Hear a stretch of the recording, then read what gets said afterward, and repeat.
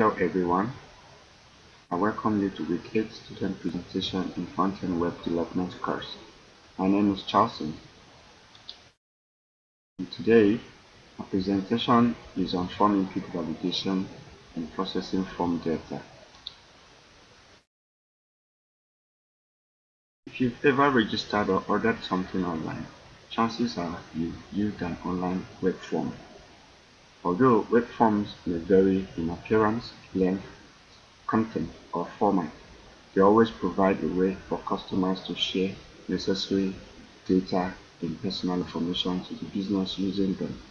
Sometimes referred to as HTML forms, customers input information into specified fields on web forms, which are then sent to a server for processing.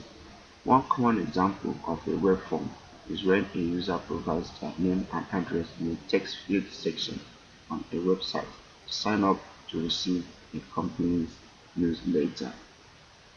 So, what do we hope to achieve? Our objective is to understand what client-side form validation is, as well as server-side form validation. So we have to know why it's important and how to apply various techniques to implement form input validation. Validating web forms is a critical skill for any web developer, especially front-end web developers, ensuring that the data that's submitted is complete, accurate, and non-malicious before it's sent off to the server. Alright, so client-side form validation. Before submitting data to the server, we have to ensure that all the necessary fields are filled out and that they are filled out in the correct format. When this is done, it is called client-side form validation, and it helps to ensure that data submitted matches the requirements set forth in the various form controls. So this presentation leads you through basic concepts and examples of client-side form validation. We're going to go to the website now and then try to look at some of the validation methods that have been put in place.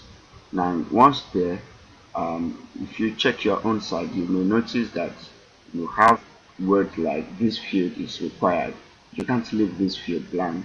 Your password needs to be between 8 and 30 characters long and certain and contain one uppercase letter, one symbol, and a number. Now, all these are forms of validation to ensure that the correct data is entered into the form field. Alright, so other forms of specific validation may include things like name field cannot be empty. Please use English characters only. Let's head over and check out one of such. Right here on an admissions page of the university website, there is this form and it's asking for name, last name, and an email address. So in place of the email address, I attempted to type numbers and mix with other, but you notice that it gives this prompt that says the email specified is invalid. So there's a form of validation that is going on here. And also in the name section, if you try to, once you click on it, it says here this field is required. Also, if I try to type in something that is non-English alphabet, let's see what it does. Like a number in place of a name. I type the number, it erases the number automatically, and then it says please use English characters only. So, and let's try using an appropriate thing and see what if it accepts it. I'll just fill it in like this, and voila. So accepted and give a feedback, and so it's important for us to understand that server form client-side validation is really important. All right, so why do we really need to do form input validation? So Let's check out a few reasons. Number one, we want to get the right data in the right format. Two, our applications won't work properly if users' data is stored in the wrong format or is incorrect and may be omitted altogether. So another reason why we would like to do form validation is that we want to protect our users' data. Forcing our users to enter secure passwords makes it easier to protect their accounting information. And we could also use it to protect ourselves. And then very importantly, we understand that there are many ways that malicious users can misuse unprotected forms to damage our websites. So it's important that we ensure our web forms are validated. Fact, never trust data passed to your server from the client, even if your form is validating correctly and preventing malformed input on the client side. A malicious user can still alter the network request. Now, this is an overview of the validation. The user at this point inputs data on the web form or app form. The data then is being validated by the client side and returns a message and a status back to the client. If message is properly entered in the right format and the proper values are entered, then it's a go. And after the client submits, the data is then passed on to the server. The server also processes that information. It's a form of validation and returns a status message again to the client. Sometimes we receive things like, "Thank you very much, your form has been successfully submitted." Or sometimes you get an automated email sent back to your own email that your message or your form has been received and a client will contact you or whatever message it is. Alright, so moving forward, we are going to look at client side validation, and in doing so we'll be discussing two types: built-in form validation as well as JavaScript validation. These are the two available methods that can be used to validate form inputs. So, built-in form validation, what is it? One of the most significant features of HTML5 form controls is the ability to validate most user data without relying on JavaScript. So this is done by using validation attributes on form elements.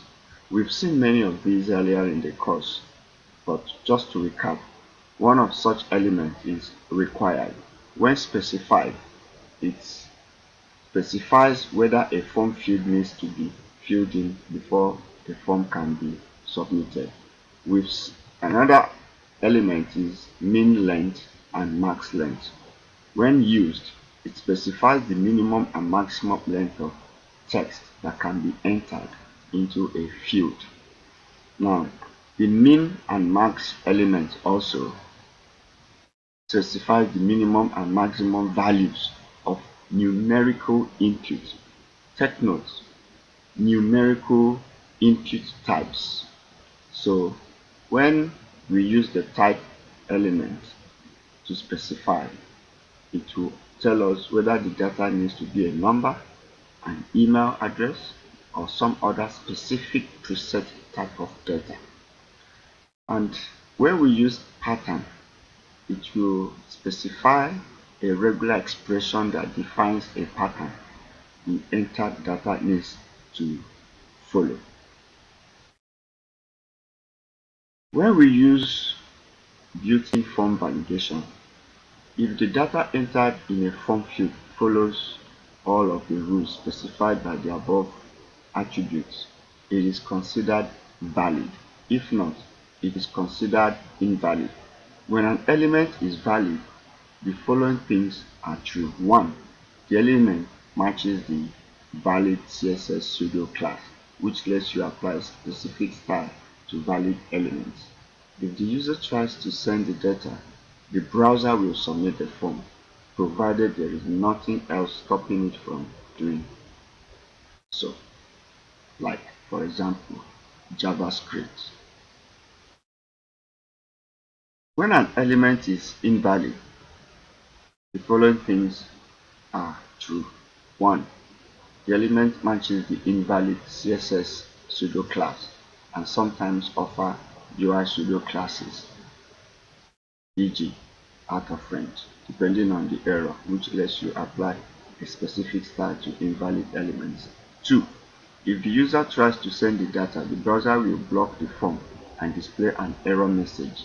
Note, there are several errors that will prevent the form from being submitted, including a bad input, pattern mismatch, range overflow or range underflow, step mismatch, too long, too short, type mismatch, value missing, or a custom error. Now let's head over to the code environment to demonstrate these validation methods. Alright, so here we are in our coding ground, an online um, coding app, which will allow us to demonstrate a few of the validation methods mentioned earlier. Specifically, we want to dive straight into JavaScript validation. Here you can see on my right side of the panel, we have here a simple form that collects data, and the values for this is name, email, zip code, country, and the submit button. If you click this submit button, notice nothing happens. It accepts and it gives us the what is supposed to be as the message after submitting the form. Now this happens because there is no form of validation on this form as of yet. So because of time, I have been able to write a simple JavaScript code that will help us to validate the information. So we'll just head over and then put a few JavaScript codes and see what happens. So there you go. Now we have a JavaScript code to tell this form to validate certain form fields, and especially we want to make sure that the right zip code is entered. Now check out this code. I'll leave a link below for you to be able to experiment and work on this code to improve your mastery further. So let's review and see what happens. Now we're going to attempt to fill this form. Notice that we have 6 characters, numbers in this space for Z code. Let's assume we don't have, or we don't know, or we just want to maliciously enter the wrong things and just get away with it. So let's click and see what happens. See, the browser returns a prompt saying, please provide a zip in the format 12345, 5 digits. So maybe I can just go ahead and specify the message, so to help the client understand very well, I'll just provide a 5-digit zip code in the format. So let's try that again. The message will change, you do preview, and then yeah, let's fill it automatically. Select a country, submit, provide a 5-digit code in the format provided. So let's do that. 5 digits, submit again. Well, we finally accepted it, so our presentation is complete. So I'd like to thank everyone for staying away. Remember, client side has 2 forms of validation, built-in and JavaScript.